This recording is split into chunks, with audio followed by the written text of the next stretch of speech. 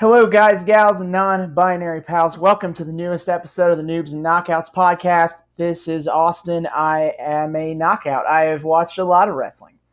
I'm David. I'm a noob, and I haven't watched a lot of wrestling because up until recently I was under the delusion that wrestling could never ever, or wrestling was always bad. And now I've learned that wrestling can never ever be bad, right? It's funny that you mention wrestling being bad. It's almost like that was intentional. Uh, Because today we make our foray into a new era of WWE, a new generation. uh, So, so for those people who don't know, I did casually kind of mention the new generation in episode 4 when I was explaining the Attitude Era and how we got to that. But I didn't. I was like, eventually we'll do the new generation. I'll talk more about it then. Got it. We're here now, where the new generation is the era that happens after the '80s wrestling boom, otherwise known as the Golden Age or the Hulkamania era, if you want to call it that, because kind of kind of is Hulk Hogan's run kind of defines that era, and when he leaves is about when that era ends too. So it works. The new generation is relatively short for as historically infamous it is. It only runs from about late, depending on who you ask. This is another one of those depending on who you ask situations. But at the latest, it goes to about 1990. It starts at about 1993. That's my opinion where it starts. It's about early 93.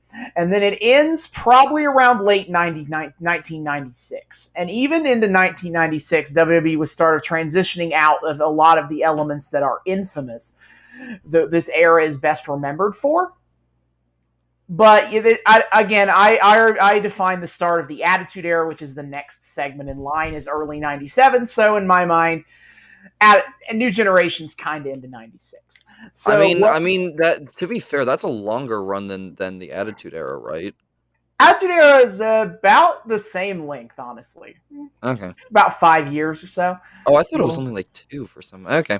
no, but so kind of the hallmarks of the new generation is, first of all, was this is when Monday Night Raw first debuted on television. It debuted in January of 1993, and it's kind of interesting because right now, and I'll go deeper into it when I start talking about storylines, is that, like, in this point in time, following storylines on TV is kind of difficult because it's not only on Raw. Raw is a 1 hour show, but they're also doing stuff on WWF Superstars, which is the Saturday morning former, like, during the Golden Age, that was the A show in terms of, like, where to follow storyline progression. That's still airing when Monday Night Raw is airing, and they also do storyline progression on Superstars, which isn't on the WWE network. So I had to read some blogs online to follow along from that end of it. Cool. But, like, the big thing with Raw is that it's not, instead of being a Saturday morning lineup kind of a thing, it's live in prime. It's live in prime time. They did end up backing off from that after a little bit because guess what? Running live every week is really expensive. So it started becoming an every other week thing until the late Attitude Era, when they started making so much money that they could go back to being able to afford going live every week. Uh, And so the new generation is if I had to kind of describe the new generation, it's like, what if we kept trying to do the Golden Age after everyone stopped caring about that, after people's tastes changed, and without any of the star power and charisma that really helped carry that era? Like, it has a still very cartoony kind of vibe, but now we're in, like, the '90s. hmm. And so people are like, this is kind of dumb. And they don't have a Hulk Hogan or a Randy Savage. Well, they do, but he's not wrestling. To be able to kind of anchor everything. That even if you think this is kind of dumb, at least, Hulk Hogan's is Hulk Hogan, though. And he kind of can help lift some of the more struggling ships in this tide. It's all about that star power, man. It is, and right now in WWE, nope. Oof. They're trying. To be clear, they're trying, but they're not really getting there. I will say characters like Savage or Hogan or um even characters like Andre seem really tough to replicate. Mm-hmm. Like first of all, on the basis of anytime a large corporation tries to capture lightning in a bottle a second time, they always, from my experience, they always kind of tend to fail at it simply because it's a lot more. It seems like the sensibilities always try to do the same thing again, or like a ramped up version of what worked last time again, rather than just embrace all the kind of new sensibilities of the new era. And also, and like I wouldn't put it past WWE to be struggling in the writers' room like that. And on top of that, moving your time slots like that, I'm sure a whole different demographic means a whole Mm-hmm. different kind of way you got to deal with things, and they might not have been fully prepared to go into that. Yes. Yeah, that's the first part is definitely true, and I do have words to talk about their attempt at doing Hulk Hogan again, Oh. but they try a few people in this era, and it's not until they kind of progress to being like Stone Cold Steve, because we've gotten to the Attitude Era now. Stone Cold Steve Austin and The Rock are dramatically different than Hulk Hogan, and what do you know? And they fit closer to the sensibilities of the contemporary audience of the time. And what do you know? It works a lot better than trying to do Hulk Hogan's thing, which even Hulk Hogan's thing was very suited for the 80 for the culture of the 1980s. Yeah, and also you use Hulk that much for that long, and then he kind of like slowly peters out or whatever. You don't want to just try to like just kind of do a little bit of necromancy on that. Mm-hmm. It sounds like it would feel stale after a point. Yeah, like Pete, like I'll talk more about this when we eventually talk about Hulk Hogan, as I want to do his heel turn into the NWO and all that in Hmm. WCW at some point, and that's when I'll talk more about it. But it should be understood that Hulk Hogan first won the WWF Championship in 1983. The last time he won the WWF Championship was 1993. A whole Oh shit! decade of him basically doing the same thing, the same character overall. And it avoided being stale as much because WWE TV at the time didn't have him on TV every week. It was like a premium to get to Yeah. see Oh Hulk yeah. Hogan. So that helped, but even then, 10 years of doing this, Hmm. It starts to get old people after a people while. were ready. And so people were also not super into, what if you were Hulk Hogan again? Yeah. Diet Hulk Hogan, a little Hulk Die Hogan as a treat. as a treat. Obviously, of course, the new generation also had a lot of personal strifes for WWE, and that, this is the steroid trial, dominates a lot of 93 and 94 for Vince McMahon in his personal life. So you can bet he's a little distracted when it Hmm. comes to the creative department. WCW launches Monday Nitro in 1995, and they have major primetime wrestling competition for the first time ever. Hmm. And so there's a and W and to be and this point of period, this kind of got so bad that WWE, at least they say so. Of course, WWE has definitely embellished stories before, so you kind of take this with a minor grain of salt. But I at least believe it to be true that they claim that they almost went out of business in the mid '90s because of how bad they were doing before they figured themselves out. Hmm.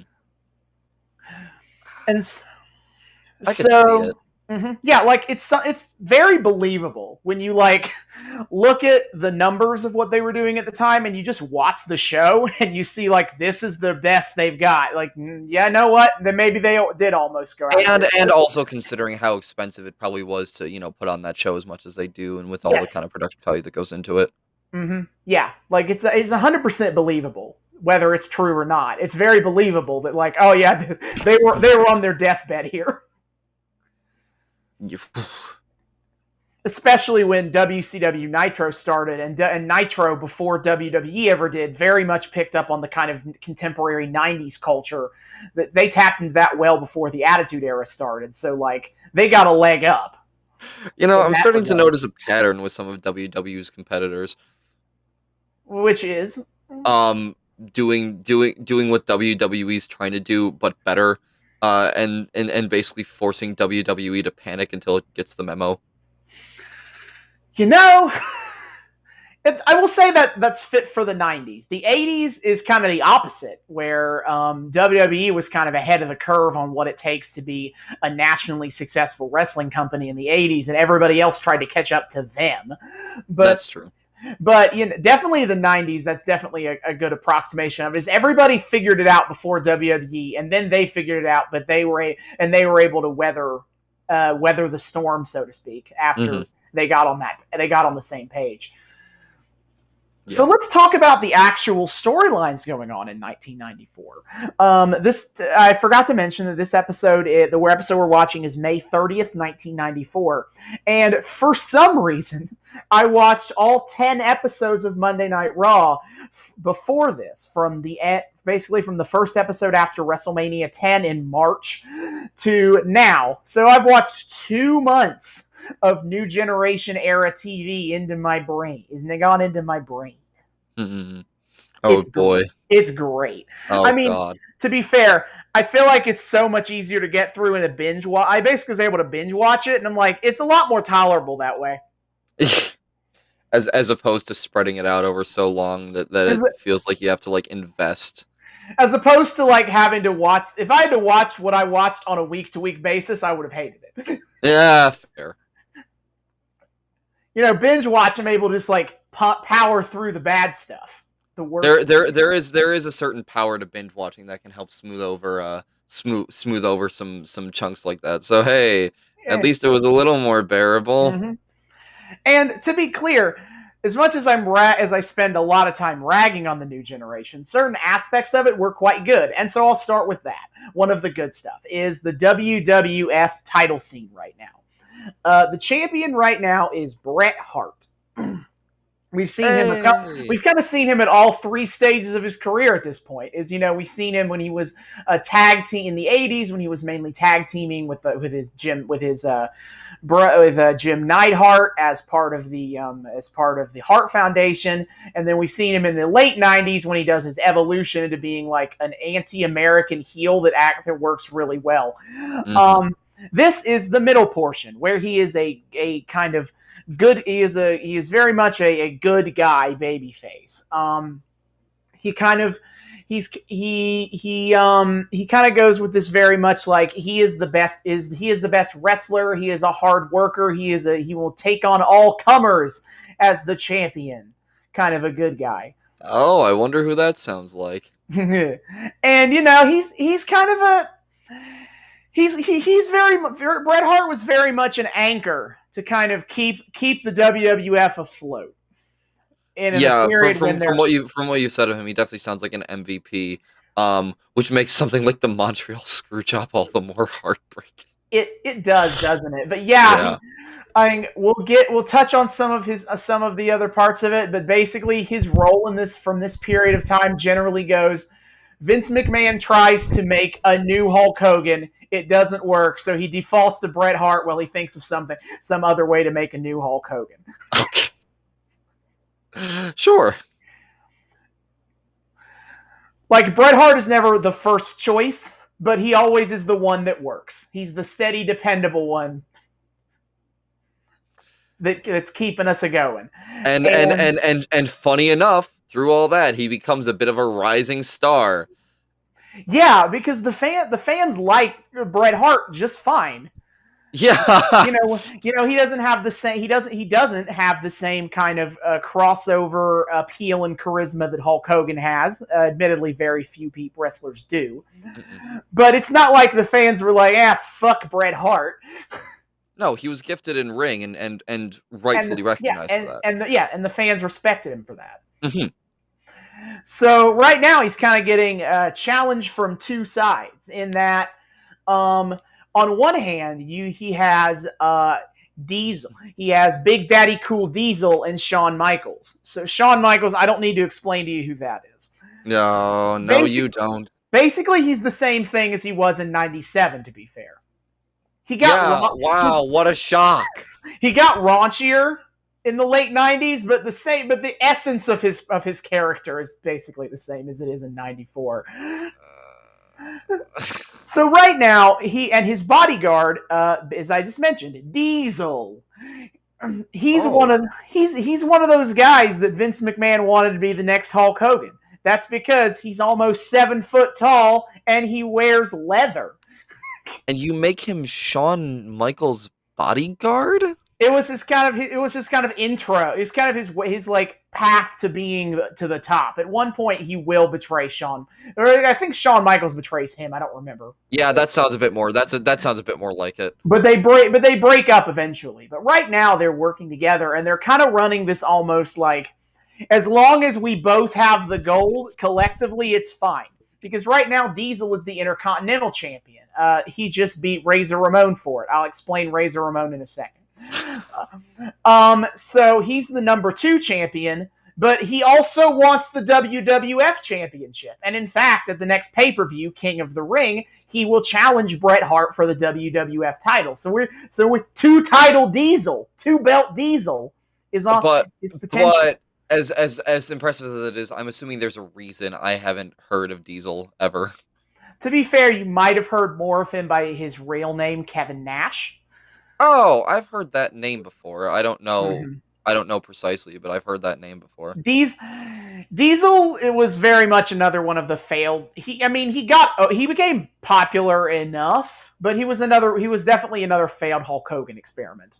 Mm-hmm. Attempted Hulk Hogan, especially because as much as he was Big Daddy Cool, once he became the good guy, squeaky clean babyface, he didn't seem so cool anymore. But that's for another time to talk about Diesel and where that went wrong. So he's challenging Bret Hart, and Shawn Michaels for the current point in time seems okay with that. For right now, he seems pretty okay with, well, if Diesel has both belts, that's fine. If I don't have any gold right now. That seems out of character for Shawn Michaels. It definitely does seem kind of sketch that he's okay with Diesel theoretically being both singles champions right now. I am immediately sus of that. Like, sure, it's early Shawn Michaels, so maybe, but I'm sus. I'm real sus already. Yeah, and so Bret has to deal with that aspect of it. That Bret and Diesel are like, hey man, we want your title. On the other hand, he has to deal with his own flesh and blood. Owen Hart wants the gold. Oh no. Because brother infighting. It is, because Owen Hart, he turned heel on Bret Hart late 93, early 94. Basically, it was born out of this. Owen Hart felt jealous, as if and neglected, as like he felt like people treat Bret better than they treat me, and I don't like it. Okay. And so at WrestleMania, he decided he was going to prove that he was the better Bret Hart brother, and wrestled Bret in a fantastic match, and Owen Hart won. Oh shit. But the same night, Bret Hart had had a match for the WWF Championship and won. So now, I'll explain that whole thing later with some of the other players involved in that whole thing. But so Bret Hart's the champion, and Owen Hart's like, "What the fuck? I beat Bret." Yeah, by transitive property. I should be the champion. Yeah, exactly. So he's coming for Bret, and down the line he'll get his shot too. So Bret's right now seeing challengers from multiple sides, and this is kind of the best part of the show, because everybody involved is pretty talented as a wrestler, and they're not terrible as characters either. So it's like, oh yeah, this is neat. I'm interested to seeing where all this is going. Yeah, no, that sounds like an interesting plot line. Actually, I'm surprised that's a storyline that intrigues me, because like on paper it sounds like it would be kind of thin, but no, actually that sounds like a pretty fun one if they pull it off correctly. Mm-hmm. All right, the number 2 thing I guess to talk about, it would be I feel like I should talk about the King of the Ring tournament, which also will let me talk about a bunch of other plot lines. Okay. So the King of the Ring tournament was a gimmick that WWE had from 1990, as in terms of a pay-per-view for most of the 90s. And it was basically a one-night tournament. and the winner would be crowned the King of the Ring. And what that means kind of depends on the year. Some years it would kind of be like you get a WWE Championship match. Some years it meant that you'd now go around wearing a crown and a robe and calling yourself a king. Oh no. And oh yes, no. if you think that sounds God, no. kind of stupid, No, it it's is. not that it sounds stupid. It sounds familiar. Oh, god damn it. Do we have to deal with more Lawler tonight? We do. Oh, god. But that's separate. Wait, that's separate from King of the Ring? No, Jerry Lawler never won King of the Ring. Wait, even though he's the king and he wears a crown and a robe? No, he's a self-appointed king. I'll have you know. He never beat anyone for that he never beat anyone in a wrestling match for that moniker. Of course he did. Okay. Though last year's winner was Bret Hart, and he did feud with Bret Hart over who could be called the king. Wow. Don't worry. What a great character. Don't worry. Jerry Lawler's got a whole other thing going on right now. But to the King of the Ring tournament. All right. Tonight is the final qualifier for the tournament. The other 7 have already happened, and tonight is number 8. So I'll go over the ones that have already happened, and I'll use that as an excuse to talk about basically what's going on in the mid-card, because basically that's all that's going on in the mid-card. So the first King of the Ring qualifier. Shit, I guess we already have to talk about this. So the character that won in the qualifier is named Erwin R. Shyster, a.k.a. IRS. I want you get one guess as to what you think the core of this character is about. Please don't tell me he's Jewish. No! He actually isn't coded Jewish in any way. Oh, yay. Okay. He's obsessed with taxes. Yeah, okay. All right. You could make an argument that the character is as anti-Semitic in that you know, if you're trying to, I thought about how to my thoughts on this, and I kind of came to the conclusion is I don't think they wrote the character in mind to be anti-Semitic. I think what they did is they wanted to write a character that is obsessed with taxes, and the way that formulates in a super basic way kind of ends up being playing along with some anti-Semitic stereotypes. Like the name. 9, yeah. Well, that's why I was thinking. I was like, Erwin R. Shyster. Right. Oh, Jesus. But like the emphasis isn't the fact how Jewish that sounds. It's the pun of the IRS. Sure. That's the point you're supposed to take away from it. But basically, yeah, he's obsessed with taxes. He's always going on about how everyone is a tax cheat.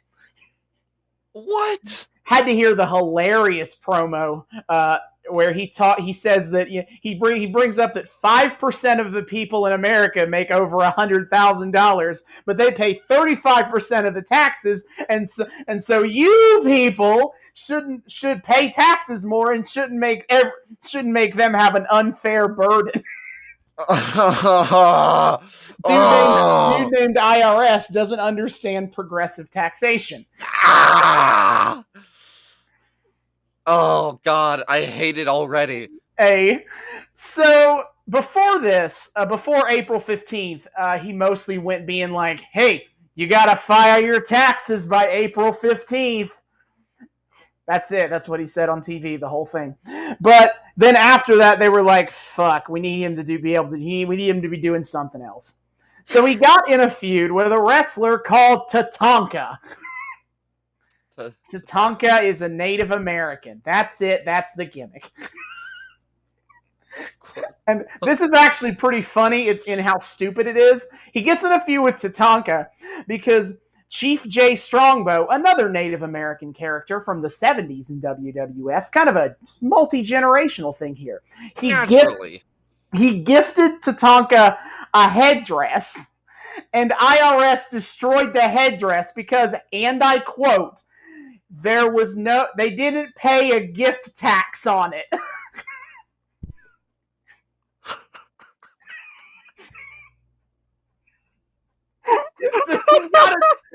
They got to get rid of that headdress because they didn't pay gift tax. What the fuck?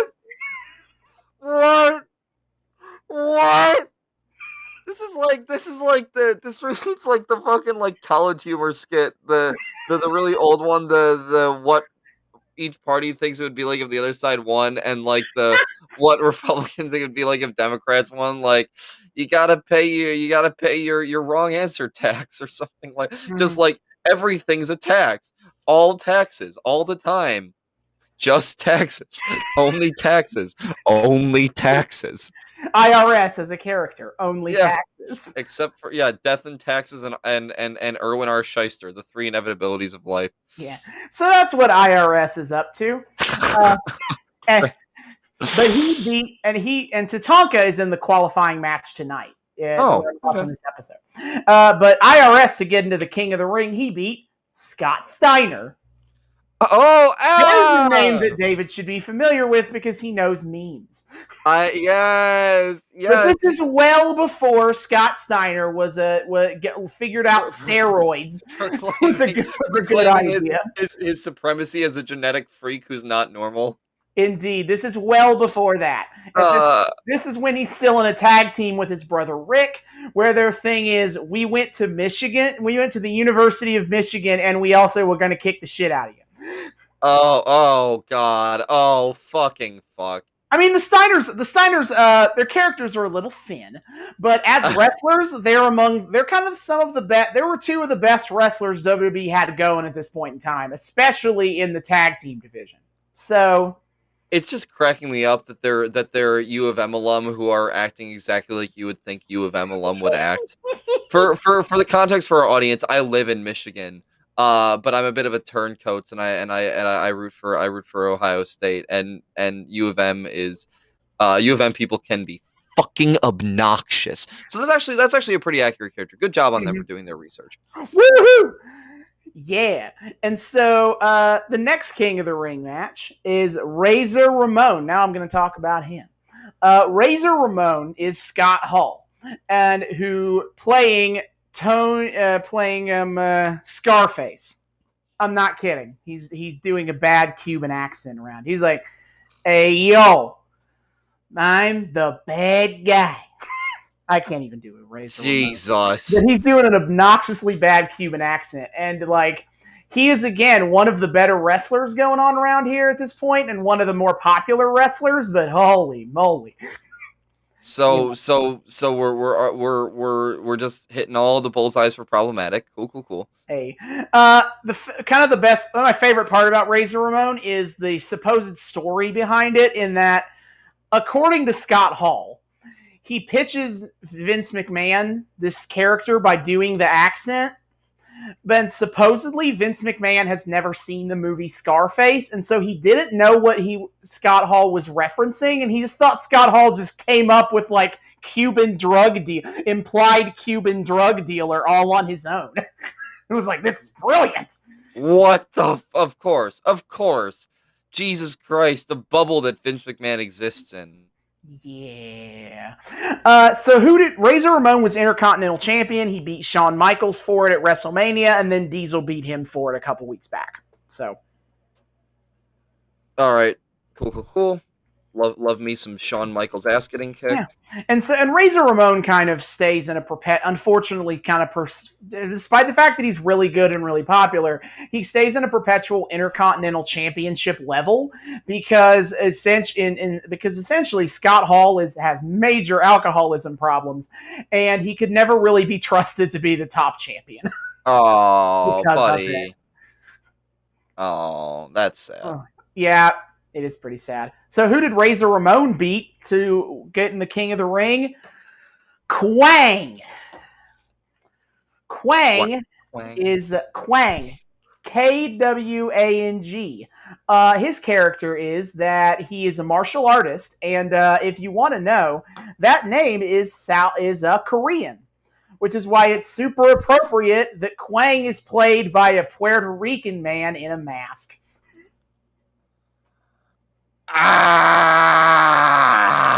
Oh God, it's great. Jesus.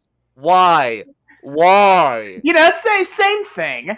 Puerto Rico, Yeah. Korea, basically the same. It's fine. He's in a mask. It's fine. He's in a mask. Viewers, help! I'm being tortured. Please save me. Welcome to the new generation of characters here. Number 3, Mabel. So Mabel is part of Men on a Mission.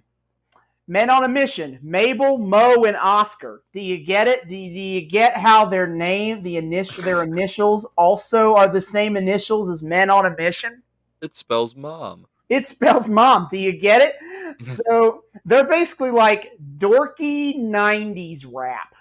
Like that's a good way to put that out. Like they unironically are like, whoop, there it is. And I can't say that they've ever said it, but it feels like they would say, we're men on a mission and we're here to say.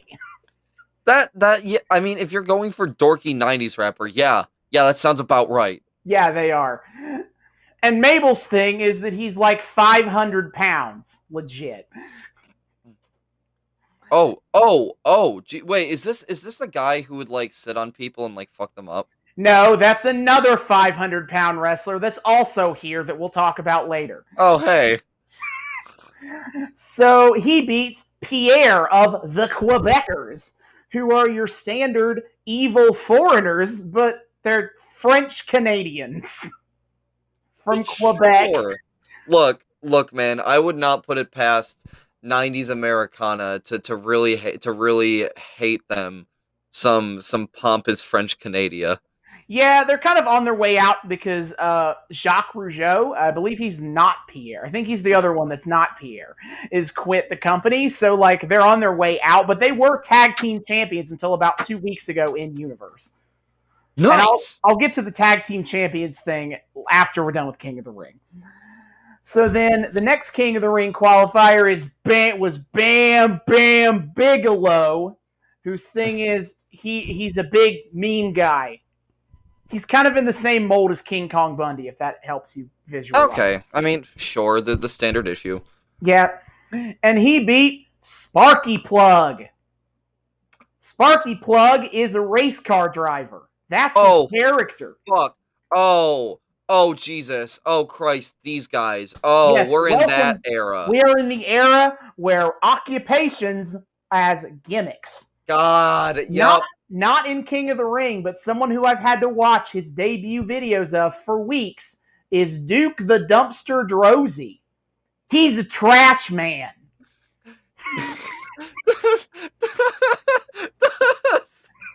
Does he throw a trash can in the ring and start eating garbage? No, he doesn't eat the garbage, but he does carry a trash can to the ring. Boo!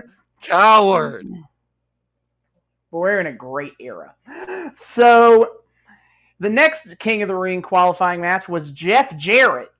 JEFF-JARRETT. Jeff Jarrett. His thing is, he's a country singer, and he thinks he's good at it, but he's not. I see everybody missed their honky-tonk man. Yeah, this is a little bit of a next level honky-tonk man, now that I think about it. Jesus. No. And he beat Lex Luger. Let's talk about Lex Luger, because remember how I mentioned not Hulk Hogan? Meet Lex Luger. Oh. So Lex Luger came into the WWF. He did wrestle in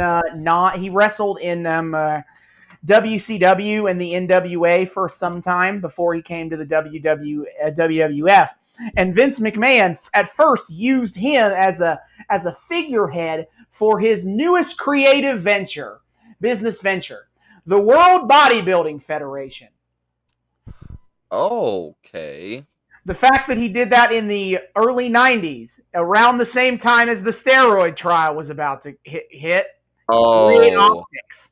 Oh. But basically that failed because, like, wrestling fans don't care that much about muscled up dudes. And bodybuilding fans don't want the stupid cartoony theatrics that Vince McMahon brought to bodybuilding. Ooh. It's great to see Vince McMahon keeping up with the times as It always. appealed to nobody. Yeah, and, seriously. and it failed. But Lex Luger was kept around because he's not he's not great. He's not a great wrestler, but he's also not terrible. So might as well use him. Sure. And they eventually turned him babyface. He was a narcissistic heel, but they turned him babyface to try to make him into the new Hulk Hogan, and he became Made in the USA, Lex Luger, and his big face turn was very reminiscent of the Hulk Hogan body slamming Andre. They kind of tried to do the exact same thing with Lex Luger, where he was the one to pick up and body slam Yokozuna, which I guess I have to explain Yokozuna. Yokozuna is the 500-pound man that sits on people that you mentioned earlier. And he was supposedly a great sumo wrestler from Japan. Note, he's Samoan. He's from the same Samoan wrestling family as most Samoan wrestlers in WWE. Oh, Sika. Yeah, he's related to Sika. Believe they're cousins.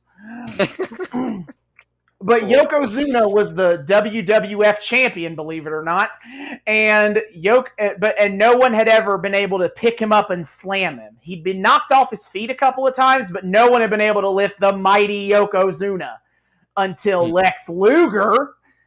And so he did the whole, he body slammed the giant, blah, blah, blah. He got a tour bus, the Lex Express, touring around the nation, building hype for his inevitable WWF championship match with Yokozuna. And the fans weren't super into it, and WWF chickened out and didn't let Lex Luger beat Yokozuna. Really? Yeah, they kind of chickened out at the end. And then they had him win by countout, which does not win you the title.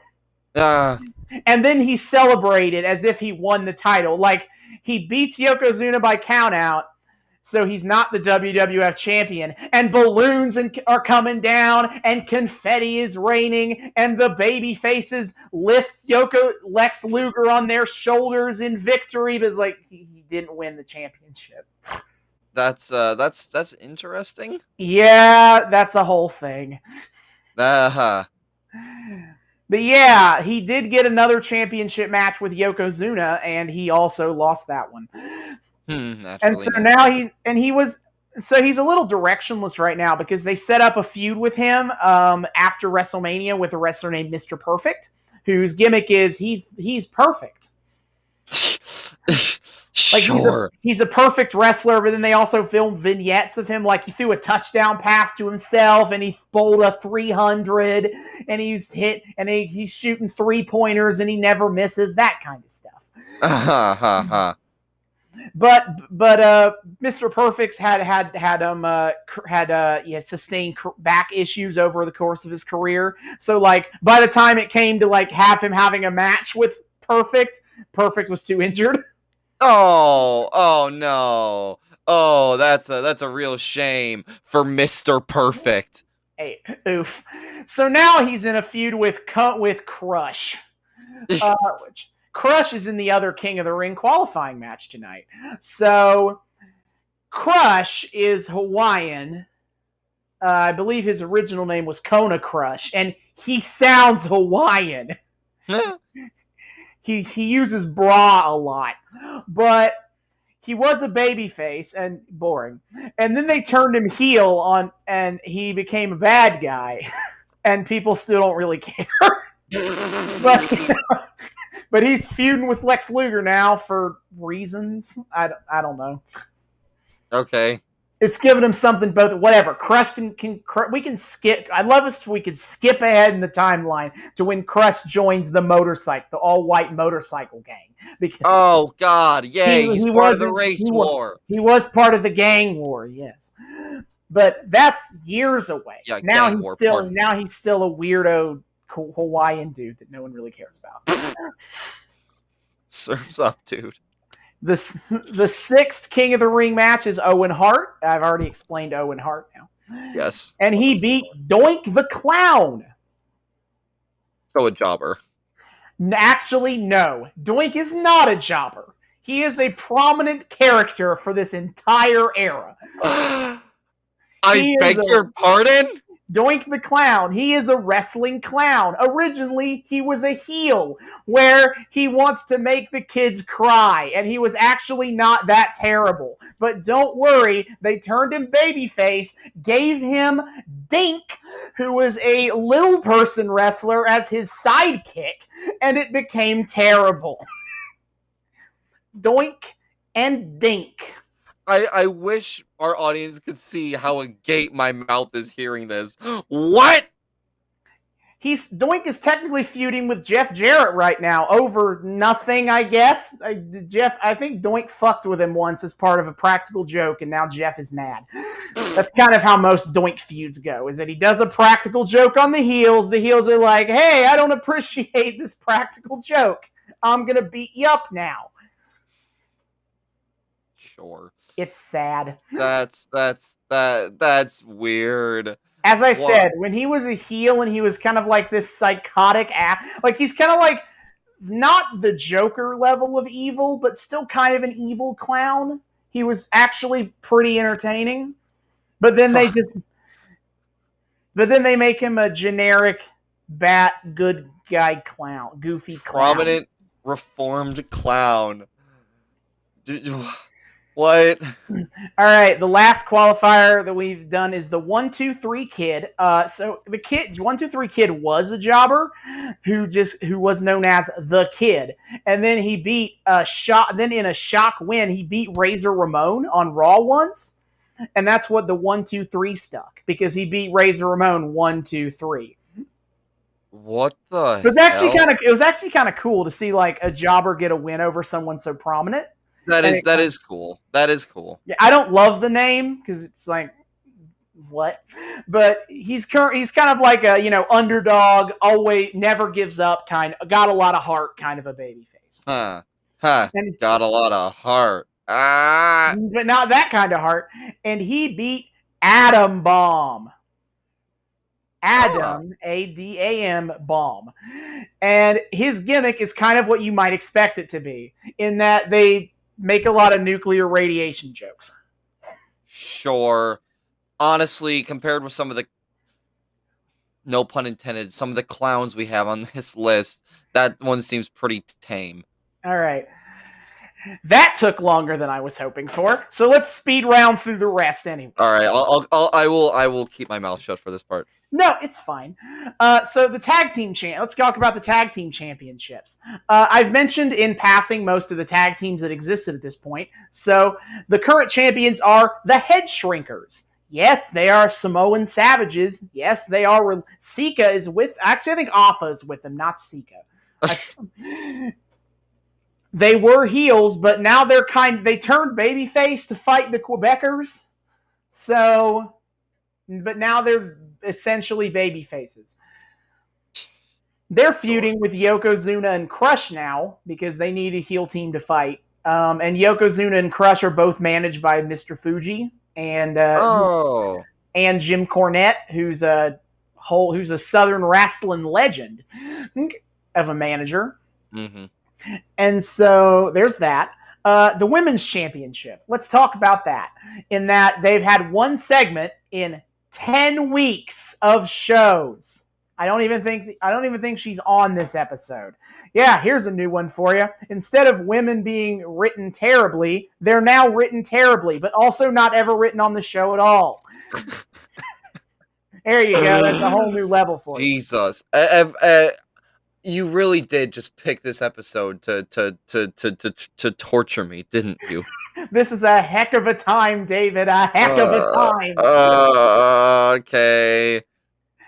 So the champion is Alundra Blaze. She's kind of an all-American, good guy babyface. And she's actually really good. I'm going to make this clear.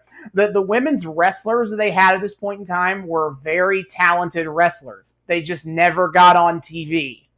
Wow. Wonder why that sounds familiar.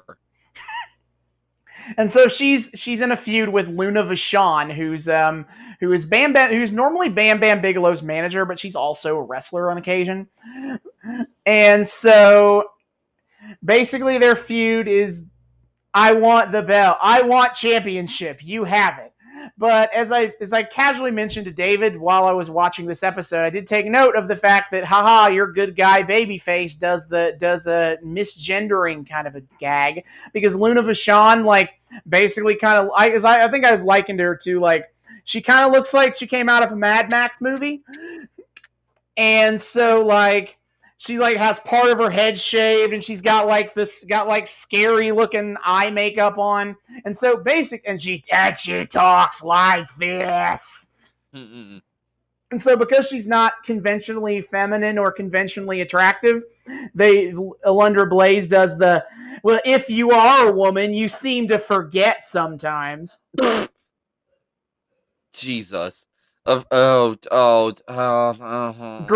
good times. But again, that and then they do one across 10 weeks of Monday Night Raw and WWF Superstars. There have been two appearances by the women's champion. So it's super unimportant. Jerry Lawler. Let's talk about what Jerry Lawler's doing. Right now, Jerry Lawler is hosting a weekly talk show segment. There's one on this episode where he basically just shows up to do some stand-up comedy for a hot sec, and then he interviews both wrestlers in character like you'd expect him to. Okay. He's great, but he's also currently feuding with Roddy Piper, who yeah, you've probably heard of him. Yeah, that name does sound familiar. Yeah, he's one of the legendary heel characters of the 1980s, one of Hulk Hogan's greatest rivals. And they're bringing him back in because, God, we need some star power right now. Yeah, sure. And, like, it's basically a feud over Jerry Lawler thinks his talk show is better than Roddy Piper's talk show was, which he had the Piper's Pit. Roddy Piper had the kind of the OG talk show segment and the best one in wrestling. And this is so important to Roddy Piper. He has not appeared on TV yet. He's just done sending like pre-taped videos of him talking shit. Woof. He's never bothered to show up in person to deal with Jerry. Oh, woof. It's great. They're going to have a match on pay-per-view that I've already watched. Yeah. And then the last thing to talk about is The Undertaker. And Ted DiBiase. I guess they're both kind of connected here. So The Undertaker has been currently on hiatus since the Royal Rumble 1994, when he had a casket match against Yokozuna, and Undertaker lost after like 10 guys showed up to make sure that Undertaker would go in the casket. And he's been off TV since. He's been disappearing. But in the last few weeks, we have gotten these videos of people saying they saw The Undertaker, and it's a whole lot of dumb gags. Like, he went into this guy who runs a donut shop says that The Undertaker came in and ordered 6 coffin-shaped donuts. Or this dude claiming that he saw The Undertaker sit up in a funeral, like he was in the what's the name of the main car in a funeral procession? Oh, I know this. The hearse? The hearse. Yeah, he saw The Undertaker sit up in the hearse on a funeral procession. Okay. And a guy who runs a sub shop, and The Undertaker ordered a 6-foot-long sub. Do you get it? Because 6 feet under. Yeah. Same joke. These dudes were at a construction site, and they dug a 6 foot deep ditch, and The Undertaker was in it. Oh, God. Doing top-notch comedy here, folks. Hilarious. But they're doing these bits, and they're hinting that The Undertaker is back. Meanwhile, you have Ted DiBiase, the $1 Million Man, throwing his money around some more. Always. Right. He's claiming that only he has the resources to bring The Undertaker back. And this is kind of a neat little callback to his Undertaker's debut, because when he debuted in the company, he did that as a tag team partner of Ted DiBiase's. It was a one-time alliance and everything, but like in kayfabe, the Ted DiBiase is why The Undertaker is in the WWF. So this is this is kind of a neat little continuity callback to that when he's like, the Undertaker has been missing, and he's like, and now DiBiase's like, I can bring him back. Yeah. Oh, just like cool. I brought him in before. Okay, that's fair. So yeah, we did kind of speed round that. I covered like 4 storylines in like 8 minutes. But yeah, that is everything. That is 1994 in a nutshell. Nice. That's a lot. That's a lot. It is a lot, and most of it's not going to be relevant to this episode. Trust me, because again, Raw's only an hour long, so storylines don't generally develop week to week. Like it's very much like a some weeks like storyline XYZ moves forward, and then some weeks storylines ABC move forward. That's part of why I had so much to talk about. It's because there's a lot of storylines because they don't all progress on a weekly basis. So they're all still like happening. Yeah. Okay, I can understand that. They do tend to like their everything going on at once. Also, I forgot to mention, welcome to Jobber Squashes. We have not really gotten to talk about that as a concept, but I mean, I've mentioned it that like before the Attitude Era, generally WWF TV would be like a named guy versus a jobber. Yeah. And Raw was like, guys, what if we did like 1 match a week? Maybe 2 if we're frisky, where it's 2 named guys wrestling each other. Yeah. So, like, the marquee match, in this case, it's Crush versus Tatanka in the King of the Ring qualifier, would happen. And then, other than that, it's just jobber squash matches all the way out. Sure. So, yeah. That is a quick, and that is not that quick, but, I'm happy enough with how long that took. Summary of 1994. Yeah, okay. See you guys in the back half. And we're back. I am willing to admit fault.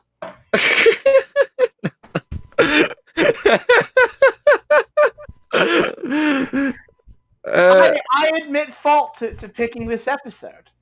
I mean, I kind of get the feeling that no matter what you pick from this era, it's gonna be a little mediocre.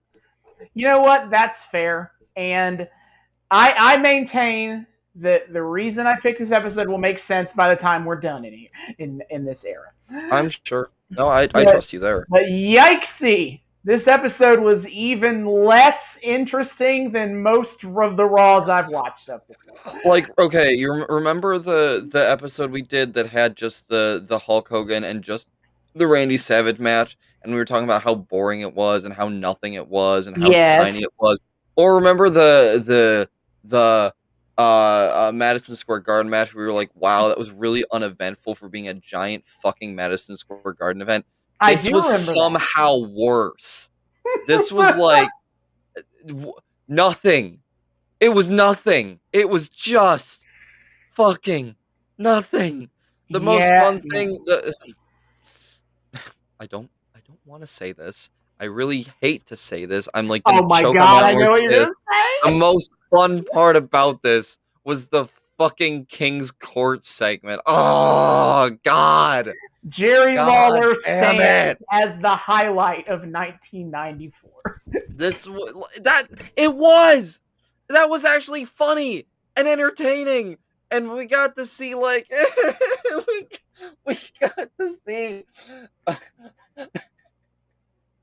we got to see Owen Hart get dropped by Bret Hart. Bret Hart dropped by Shawn Michael and Diesel, and then get curb stomped by the 2 of them, plus Lawler, and then we saw 8 refs pile into the ring to break up the fight. At least 8 refs. All of the refs. So many refs. What was that? It was a lot. Yeah. So let's go with that as I guess because the start. Because it was basically Lawler doing his stand-up shtick. It was unfunny stand-up. It was pretty tame this week. He saved the joke about Roddy Piper wearing a dress because he wears a kilt because he's Scottish. Yeah. He saved that for the end. He didn't do that during the King's Court. Love the self-restraint, Jerry. Keep the course. He did stick to he did because Bret Hart was his guest and he has a long-standing tradition of making fun of Bret's parents for being old. He does get in some digs there. He said that Bret's mom was so old that when she was a teenager her acne had liver spots. Jesus. Jerry Lawler as the purveyor of Yo Mama jokes, as much as I hate it, still like isn't as scummy as some of his other material. I so much prefer the Yo Mama jokes to his sexist garbage. Yeah, to just blatantly objectifying anything with 2 legs and a set of boobs. Yep. It's Jesus. No, I actually didn't hate Jerry Lawler in this episode. Mm-hmm. He was an effective heel host, and his segment was fun. Yeah, because then Bret shows up, and then Jerry's immediately like agging at him about last year. Yeah. King of the Ring, and then Bret like sets his title down, and then Jerry's like, whoa. And then he's like, gotta fight. And he's like, hey, make way for my real guest. That's not remotely close to Jerry Lawler's voice. My real guest, Diesel and Shawn Michael. Yay. Yeah, they're here, and David mentioned to me that he was not appreciating Shawn Michaels' mullet. There were a lot of mullets in this God, episode. There's so many. Wrestling has always been a real safe haven for mullets. But like there was something about Bret Hart or about Shawn Michaels' mullet that was just particularly offensive to me. I think it's just like the poofy curls at the bottom. Mm-hmm. It's just, God, he looks like such an awful dweeb, and I hate him.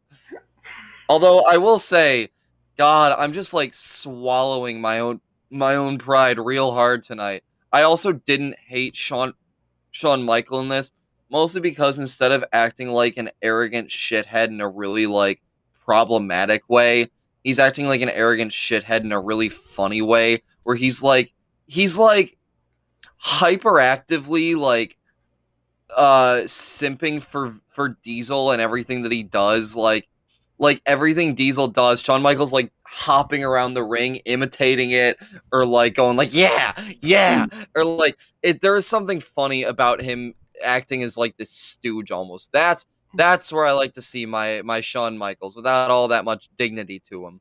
Hey, yeah, that was so yeah. Diesel, when he dropped Bret Hart, Shawn Michaels was right there like miming along with Diesel's drop of Bret Hart and like dancing like a little fucking imp. And yeah, it was fun. That's the highlight of the episode for me. Oh God, my highlight was once again a talking segment. Although we want to talk about talking segments.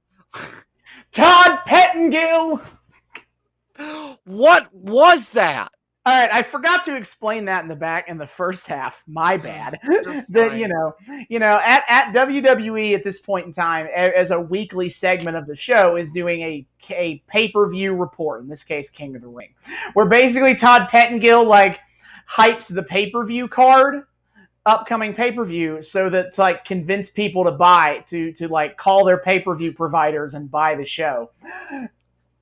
But and he just does like not funny stand-up a lot in between him just saying what the matches are.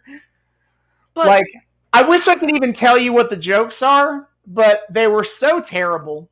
They've already like left my brain. And we cut to like these pre-recorded promos, and the whole thing lasts like fucking 10 minutes. It does like 5 minutes, but it felt so long. It felt so long, and this was a 45-minute episode. You're wasting a ninth of your runtime on an overlong promo that doesn't have a single goddamn memorable thing about it, except we got a dude with a dog talking about how his clearly upper middle class neighborhood is rough. Yes, that was Roddy Piper. That was Roddy Piper. Continuing his shtick of just sending in these pre-taped videos to trash talk Lawler instead of showing up in person. But supposedly that happens next week. But I Yeah, haven't seen the we're episode. I apparently don't know. changing our tune on that one. Sure. What the fuck? But that's been a thing for like at least 4 to 5 episodes of Roddy Piper sending in a pre-taped thing talking about Jerry Lawler, and it's like, okay. That one was not that was just like, I mean, sure. That he had a cute dog. Fine.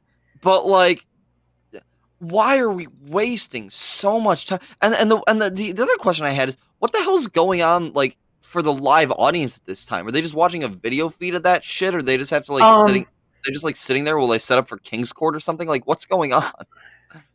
They probably were sitting there, because I'm trying to think, like, I was going to make a mark about how that might not be live, but like they do a live episode every other week, and they do that report every single week. So something is happening when they play that tape for the live TV broadcast, but I don't know what it is. They were probably setting up for King's Court, because wasn't that segment afterward?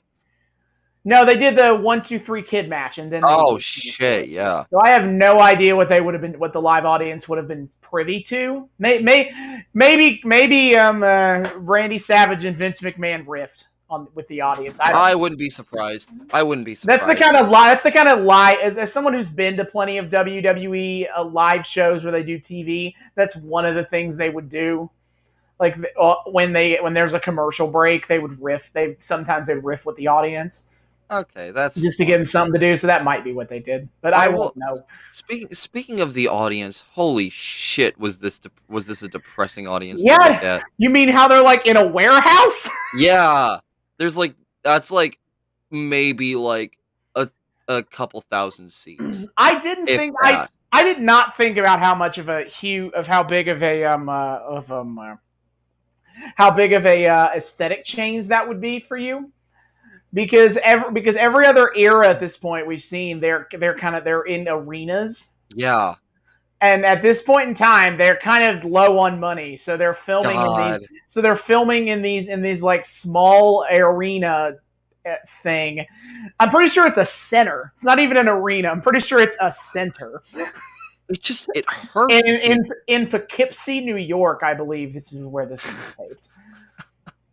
It just hurts to see the WWF slumming like this. Like, fuck, even in like the worst, like, not this episodes we've watched, like, even in the worst episodes we've watched prior to this, like, I've taken for granted the, like, aesthetic boost that the arena audience gives. Like, even something as fucking, like, nothing as the Madison Square Garden or the like, Saturday Night Live replacement act or whatever, like, at least they had big audiences that, like, were adding some sort of energy to the proceedings, and like there is still a certain like grandeur and ceremony to all of this, whereas here it just looks so cheap and it's so sad, and it makes it feel even more nothing. Mm-hmm. Like they're making their entrances through a fucking slightly upgraded like laser tag fort door. Like, what? Yeah, and all the entrances were very low key tonight. I didn't even like. Some of them are normally like that, but like. As an example, like Tatanka doesn't do shit, and he usually is a little more energetic when he does entrances, but like Crush, it boringly walks to the ring. Tatanka just walks to the ring. Bret Hart usually just walks to the ring anyway, but like Diesel and Shawn don't do anything when they come to the ring. 1, 2, 3 Kid doesn't do anything. The Smoking Guns don't do anything. Jeff Jarrett is like the only person who does anything on the way to the ring. Mm-mm. And that doesn't help. That like Jeff Jarrett was like, but anyway, to kind of get back to the audience for a second, I will say, as fucking depressing as that audience size is, if that riffing is what they were doing during whatever the hell that pay-per-view recap or whatever was, like, it must have been cool for like an audience, a tiny audience in the middle of nowhere, New York, um, to hear Vince McMahon and fucking Randy Savage riffing together live for them. Yeah. That, I will admit, must have been cool. Why couldn't we have watched that instead? because we're trying to get people to call their pay-per-view providers and pay $59.99 I would love to see the numbers for the King of the on that. Ring pay-per-view. How many I'd people love to see the bought King of the numbers. Ring? No, like the numbers on like how many people like bought King of the Ring because of those ads. Unfortunately, we may never know. Yeah, no, Because because like, because if that were a, I mean, you could pull for it, but anyway, if that were any sort of underperformance numbers wise, if that waste of time of a promo was any sort of underperformance, I'm gonna be fucking mad that we didn't get Vince and Savage riffing instead, or doing anything, anything, doing literally anything else. Yeah. So, yeah. Speaking of nothing, I feel is that, like, as I mentioned, like, there's only going to be like one important episode match on this episode, and not only is it Crush versus Tatanka, two wrestlers who aren't that good.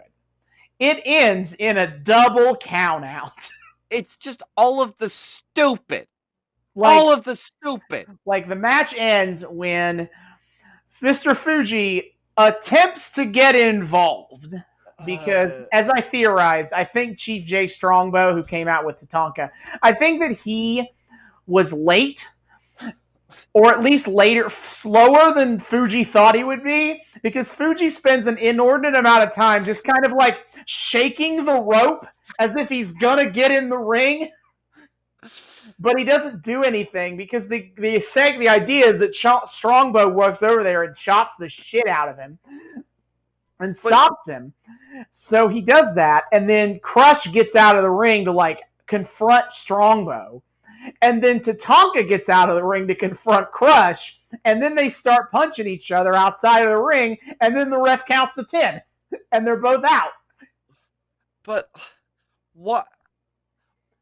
Why do that? Why? I don't get that either, because the result isn't like they don't like the result isn't they restart the match and they continue and there's a winner. Or, you know, Owen Hart has a promo with Todd Pettengill where he's like, because again, the idea is that this was for the winner goes to the King of the Ring. So they're like, well, shit, now there's an empty spot. Who gets it? And Owen Hart was like, why should either of them get another chance? They had their chance. They both lost. Let me have a bye. Did they do that for Owen Hart? No. The response was, we're going to do a rematch next week, but this time it's a lumberjack match. So the most important match of the episode has a nothing finish so that they can do the exact same match again next week. Just with a different gimmick. So that there shouldn't be a count out. Jesus. These people were struggling. And this is holy goodness. Tatanka. What the fuck? Like, were you really hurting for content that much that you needed to force a failed match to fucking get your time in next week? Your incredibly short amount of time? What?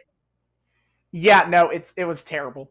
And again, this is the only match of the show with any consequence. This is the A plot of this episode, because they do this at the beginning of the show, and then Todd Pettengill in the reports and Vince McMahon and Randy Savage spend the whole episode being like, we got to get President Jack Tunney on the phone to figure out what we're going to do. And then at the very end of the episode, Todd Pettengill gets a second report to be like, this just in, and next week they're going to have a rematch.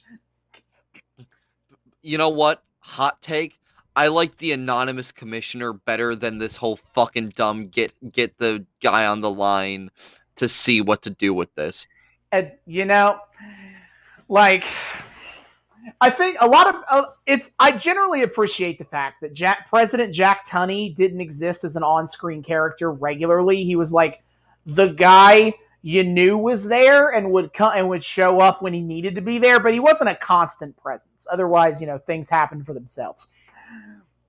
But but in this situation, I don't need an entire episode-long arc of like, what's Jack Tunney gonna say? Like, why can't he have just showed up right after they did the double count out to be like, here's what we're gonna do? Yeah, seriously. And God, that was our most important match. And then the rest are jobber squashes. And the only one that was fun to watch was the last one, just because Jarrett's so fucking like Jarrett athletic. Was laying it in on him, and he was going hard. And I think Chris Hamrick, which I cannot believe I remembered his name, was like kind of weirdly athletic for a jobber in this era. Like at this point in time, like most of these jobbers are really basic wrestlers because they're jobbers. They don't need to be like athletically good. But he was able to like make Jarrett's stuff look really dangerous. Oh my god, he looked like he was in fucking pain. I was like actually worried for the guy. Yeah, he sold it well. God, that they did good shoots, and that's the highlight of the episode is that they were able to competently pull off shoots. Yeah, or I guess more convincing work in this case. Yeah. Yeah, okay. That's very convincing work. Not that he was fine, but he was just very convincing. Yeah. The other two matches are the other two jobber squashes. You get the 1-2-3 Kid, which was fine. Kid's very athletic, but George South isn't. Yeah. George South, discount Joe Exotico for the people who are trying to imagine what these idiots look like. Yeah. Like no, you helped me make concrete like thought I had while watching that is that South looked like he was actively kind of like dragging down 1-2-3 Kid's style. Yeah, because most of the jobbers at this point in time they're super basic wrestlers. They're competent, of course, but very, very basic because that's their job. They're the ones who aren't supposed to get the spotlight, so they don't need to do anything impressive. But that's kind of an issue when you get someone like the 1-2-3 Kid who's very exciting and flashy, but and this happens in non-jobber matches too, but when only one wrestler is flashy, generally speaking, the exciting, flashy wrestler has to slow down for the sake of the other guy. You can only go as fast as your slowest wrestler, you might say. Which I feel like is a waste of your resources because and I'm not a wrestling writer by any means, but I feel like there are ways you could have matches like that where instead of just like dragging down the better fighter, is that you have like more competent ways to build around the less athletic whomever. Like, God, again, I'm saying all these things in this episode that I can't fucking believe I'm saying.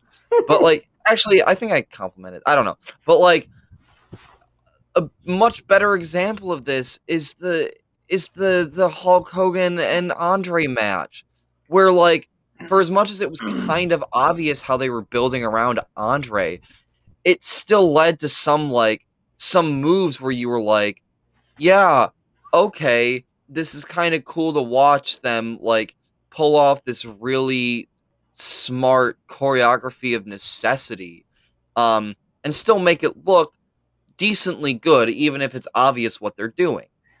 To be fair, Andre and Hogan are two of the best ever, and George South is not. Yeah, I know, but that was Andre best ever, but while like slowly becoming fucking immobile.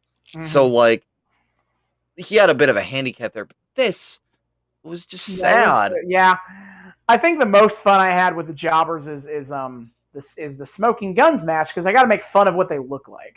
Yeah, I had Austin Steele and Reno Riggins, and they both look kind of dorky. More so than like George South tried to look dumpy. Like he tried to look kind of like a scrub. They just kind of looked like dorks, which is kind of like your two flavors of how to dress like a jobber. Yeah. Reno Riggins had this gaudy jacket. I was a fan of the jacket. I would love to wear that jacket. Yeah, my favorite is Austin Steele. Is that he's playing to the crowd, but he doesn't know where the hard camera is. So he's playing to the crowd with his back turned, and I'm guessing the referee told him to turn around. Because then he suddenly turns around, like, yeah, and it's like, oh my god. I don't know what to make of any of this. There's nothing to grasp onto. I'm usually so good at being able to pull something out of my ass to analyze. But what the fuck is there this week? And I'm upset because I feel like all of the dorky ass characters weren't there this week. I didn't have to sit through Duke the Dumpster Drozy. You didn't have to sit through the Men on a Mission or Doink the Clown or Sparky Plug. And they found the most normal dudes of this era to do the jobber squashes. And Jarrett was the most cartoony of them all, aside from fucking Diesel and Shawn Michael being the Saturday morning cartoon villains that they were in this era. Which, okay, I will say, for as much as for you calling Diesel Shawn Michaels' sidekick, it felt a lot, or bodyguard. Shawn Michaels felt a lot more like the sidekick here, like the little yeah, you get him, boss, sort of vibes of just hyperactive and manic and kind of stupid. Yeah, from what I've seen, Diesel and Shawn kind of the switch offs on those roles sometimes, kind of depending on which one of them is the one who's being important right now. Yeah. And right now, Diesel's the one with the Intercontinental Championship and fighting Bret Hart for the WWE Championship. So right now, Diesel's important. So Shawn can take a back seat and be the second, the second man for Diesel. Yeah, which again was an entertaining dynamic. Maybe that's another reason I found Shawn Michaels more bearable in this episode in particular, is because they made him the second banana and leaned into how silly he is. So I was like, yeah, this is fine. We're not giving him the dignity of being the leader of this squad. Fuck off. But no Razor Ramon, so I don't get to make fun of his Cuban accent, except for the Ico Pro commercial, which I forgot to mention that. So the greatest legacy of the World Bodybuilding Federation, besides that, and besides Vince McMahon hilariously doing commentary for their one and only pay-per-view, which that's a trip. You think Vince McMahon likes big muscly guys. Mm-hmm. Listen to this man do commentary on a bodybuilding show. I want to hear that. No, it's an incredible clip. I want to beforehand take bets, or I want to make a drinking game beforehand of taking guesses at how horny Vince gets for the bodybuilders, and then take shots either every time I get a prediction right or wrong, depending on There's a special episode to do is to hunt down the frickin' WWF show. Oh god. But anyway, besides the WWF is also, they created their own line of supplements. Integrated conditioning. I forget how that ends. It's integrated conditioning and something else. But it's short for Ico Pro. And the best part of these commercials is always all these same commercials. They always have the top guys integrated conditioning program. There is Ico Pros. They always have their top babyface wrestlers. Bret Hart has one. Razor Ramon's got one. Lex Luger's got one. Tatanka's got one. And they're just working out in the gym, and then they look to the camera and they're like, Ico Pro, you gotta want it. And I'm like, these are so cheesy and stupid. I love them.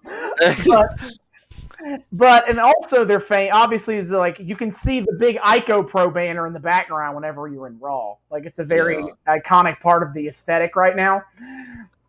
So we got to see an Ico Pro commercial of Razor Ramon like working out with a fucking toothpick in his mouth. God, they really are. No IRS, so we can't talk about Mr. Taxman. No, nothing. They took all this. We got DiBiase, so I think that's the only thing we haven't talked about is the DiBiase in the funeral parlor. Yeah, which it was just like, yep, that's he's doing his thing. He was the Undertaker, all right.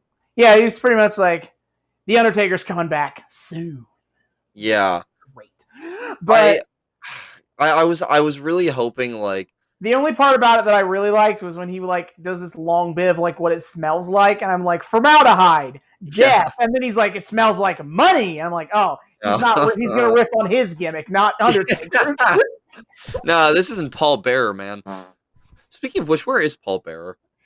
He disappears in the same. He's in kayfabe. I think he's looking for the Undertaker, but he's kind of fucked off in the same. Like Undertaker's not around, so Paul Bearer's also kind of fucked off.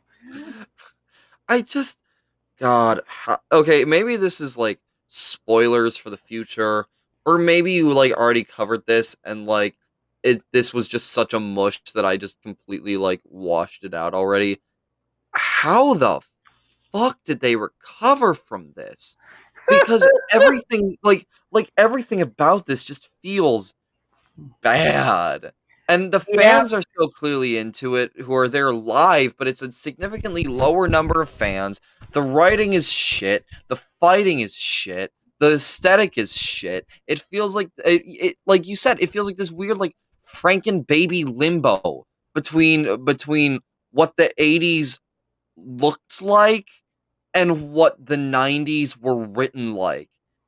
And it just like had no idea what it wanted to be. How did they not get their dumb behind the times asses canceled in the middle of all this?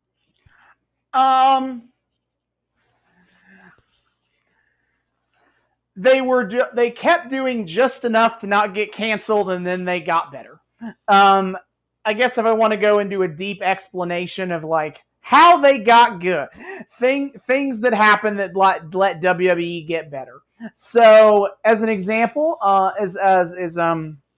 basically with the birth of Monday Nitro, it kind of forced them to get off their own laurels a little bit because like Nitro did a lot to revitalize interest in. And it kind of added this excitement in wrestling that WWF had already lost by this point. And so now it's kind of the problem of like when WWE gets bad today is that, there's a sense of like, well, okay, like they're bad. So what? Like who's going to topple them? Yeah. Back in the 90s, things were a lot more even with, WWE's not a public corporation yet, and Ted Turner is bankrolling WCW. There's a lot more even hand. It's a lot more even in terms of that kind of perception. And so that happened. Extreme Championship Wrestling kind of came along and blew up the internet wrestling world for as much as that existed. And I'll talk more about ECW eventually when we eventually do ECW stuff. But like, for as much as ECW was mostly like an indie promotion that mostly ran out of Philadelphia, that Paul Heyman could not financially manage to save his life, and that's why the company never got bigger. Paul Heyman might have been a completely shitty businessman, but he was a creative genius. And so that's what allowed ECW to get this kind of cult following. And a lot of the stuff that ECW did, WCW and WWE looked at, and they're like, okay, this is happening in a TVMA environment. How can we make this work in a TV 14 environment to keep the same energy? And they both did it to a lot of success in that regard. And then WCW really kicked it into high gear when they did the NWO thing with Hulk Hogan and turning heel. That whole thing got them super popular, and that only further pressured WWE to get their own acts together. Yeah. And kind of switch it up because early WCW was a little bit cartoony too. It was not as cartoony as WWE is right now at that time, but it was still pretty cartoony. But but NWO, they start doing a lot more like reality-based storytelling, if you want to call it that. Yeah. And then kind of the big one I think that is kind of not always thought of is basically WWE ended up losing every single established star they had from before 1997, except for even including Shawn Michaels because he got injured for forever. So like, except for The Undertaker was really the only big name guy they at that time they had left from before 1997. They got to build up somebody. And this gave room for, Stone Cold, The Rock, Mick Foley, Kane, Triple H. I did notice this is a lineup that looks nothing like the Attitude Era lineup. Oh, it is extremely different.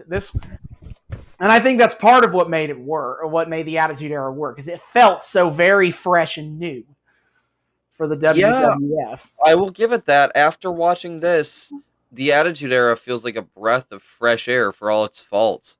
Mm-hmm. So it felt that way for everybody else. And then of course Vince Russo kind of stepping up to be the head writer, and like his ideas and philosophies about how wrestling should work played really well to the 90s pop culture. And that was the big key too.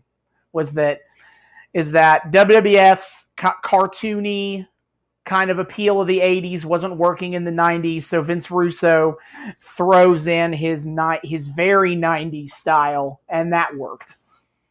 Yeah, and God, I don't know if I'll ever be able to bring myself to like really complain about the Attitude Era again, because like fuck, for as problematic and dumb as it can be sometimes, at least it makes me feel something. Yeah, this is, like I said, this was a lot more tolerable when I could just binge watch through all and only have to remember the best stuff, or at least the most memorable stuff. Just did not like. I'm just so like I feel so like empty. I can't. I want you guys to know, like in my brain, I'm like running on all cylinders, trying to think what is there that I could possibly grasp onto to find some deeper layer to. What is there about the writing? Nothing. It's just kind of lame. What is there about the aesthetic? I don't know. It's like the 80s one, except there's more mullets. What about the fighting? It's all right. Like there's just there's nothing here. It's so shallow. Fuck. This is the first time like that this feels like truly deeply nothing here shallow. Even the fucking Hulk Hogan and Randy Savage special, I could find something to talk about because we had their whole weird like running neurotic shit for each of them with like Elizabeth and the refs and what. But this was nothing. There's nobody prominent. There's nobody there's nothing like all that interesting. There is no thought that's going into the writing. We're just kind of here. This company's spinning its wheels and it hurts to watch. I see that I picked well for an intentionally bad storyline to cover. Oh God, I'm in so much pain. A storyline that I still refuse to tell you what it is, what I picked this for. Because here's the thing, the way you talked about it in the preview, I was like, it's gonna be something we're gonna watch that part of it next week.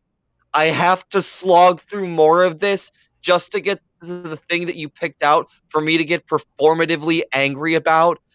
Fuck off. Yeah, I'll be honest. I had to put a lot of thought into like where to start this. And it was hard because none of them felt like a great starting point. So I had to like pick one. I was like, pick a spot. And I'm like, okay, this works as best as I can make it work. And like I said, that when we get to the part where it's obvious why I picked it, it will make sense why I picked this one. But until then, I kind of am still keeping you in the dark about it. Okay. It's fine, David. We're not going to touch on this one for like a month for another month anyway. We're not coming back here for like a month. Deep breaths. Deep breaths. We need to analyze next week. There'll be something to happen. Let's go to next week. What is the polar opposite of wasting an hour of television? Of course, I'm referring to Lucha Underground. Yes! Mana. I'm gonna be honest. Ambrosia. I didn't intend for like when I was picking through how to like structure our podcast schedule wise. It wasn't intentional for like David's least favorite era to be right before whenever we do Lucha Underground stuff to kind of further emphasize how good Lucha Underground is. But that is what's happening. It keeps happening. And maybe that's part of the reason like I'm so in the tank for Lucha Underground is because it's such a palate cleanser after we watch such drudgery shit. But next time, our first episode after Aztec Warfare. Prince Puma is your new Lucha Underground champion, but now everybody wants a piece of the man on top. God. Give me that Puma. Who will step up? Give me that Mundo. Give me that Cueto. Give me a little bit of the Mad Mariachi as a treat. A side dish of Pimpinella if you can manage, but overall, just give me some Lucha. Please. But that is for next time. David, hit the plugs. Yes, sir. Okay. So, my friends, my dear friends, thank you for watching, slogging, however you choose to describe it, with us this week and all the weeks. If you're new to this podcast and are wondering where in the world you can find us other than whatever platform you are currently listening on, we can be found on YouTube, we can be found on Spotify, we can be found on Apple, and we can be found on Google. Please give us a listen, a subscribe, a follow, throw us some ratings, some comments, anything to kind of, boost our engagement, get the word out that we are here and we're ready to rock. Mm-hmm. We're ready to entertain all you noobs and knockouts alike. If you'd like to interact with the show on a slightly more small interactive basis, we have a Twitter. You can follow us at Noobs and Knockouts Pod. That's Noobs, the letter N, Knox Pod. We can also be found on Patreon now. We're on Patreon now. We are on Patreon. We are. With our currently our only tier is a $1 tier of 48-hour early episode access, and I believe a patron shout out at the end of episodes. Yes. Yes. If you join our lovely $1 tier, then at the end of the episode, I will say your name. Thank you for your support, and if you have anything else you'd like to plug, we'll plug. Get parasocial on us, baby. Yeah. What? Yes. And we will. And to be fair, we are trying to think of some other forms of content for the Patreon. We just have not nailed that down yet, but we do have some ideas. And if you want to get in super direct contact with the show, suggest episodes, give us feedback, just say hi, you sexy men. I'm so happy I get to listen to you every week. You can also email us at noobsandknockoutspod@gmail.com. So yeah, those are all our plugs. Like, comment, share, subscribe, review, patron us up a little bit if you're feeling it. Tweet at us, email at us, and as always, just keep being along for the ride. We love having all you folks here with us, and we're so excited to keep this train rolling through the good, through the bad, through the ugly. We'll be here for you. Ugly. This week was the ugly, but regardless, we will be here to provide you the best content that we can for people who are well versed in this world, or for people who have never watched a single damn episode of this in our lives. We're here to just entertain all of you. So thank you for letting us entertain you. Absolutely. Thank you, and see you guys next time. Later.